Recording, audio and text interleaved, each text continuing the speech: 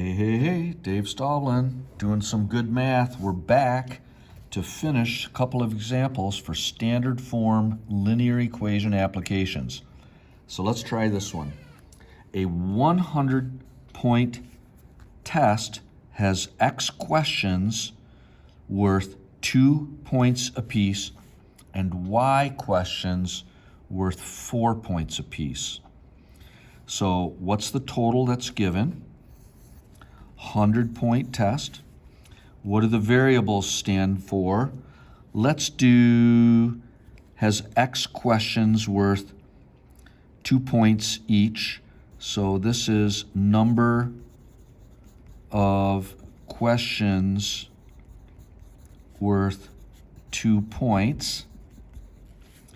And then Y questions worth 4 points. So Y is going to be the number of questions worth 4 points. Write an equation that describes all the possible numbers of questions that may be on the test. All right, well, let's see. Well, we're going to have some 2-point questions, and there's X of them. So, for example, if we had 10 questions at 2 points, that would be 20.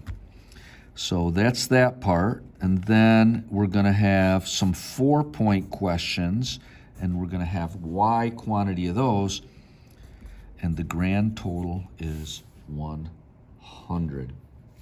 All right, so if you have 24 questions worth 4 points apiece. See, now this is kind of interesting because we don't need to make a graph. In fact, we don't have any room to make a graph, so we just have to solve this using the equation. So if we have 24 questions worth 4 points apiece, well, let's see, 24, that's going to be in for the Y. How many questions will be worth 2? Well, we can substitute in and solve for X. So let's do that. So 2X plus 4 times 24 of those questions equals 100. All right, so 2X plus 4 times 24 is 96 equals 100. And then we can subtract 96. And I'm going to put my answer over here. We're going to have 2X equals 100 minus 4. And then we can divide by 2, and X equals 2.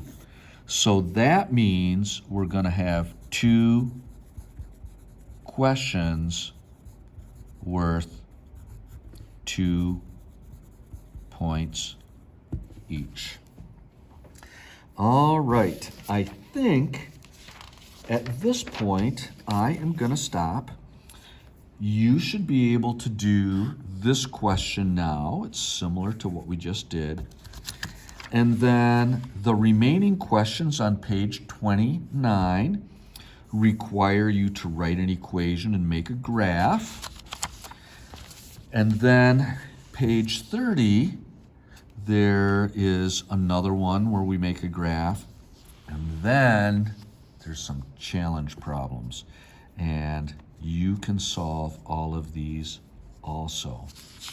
So I'm going to leave that for your homework.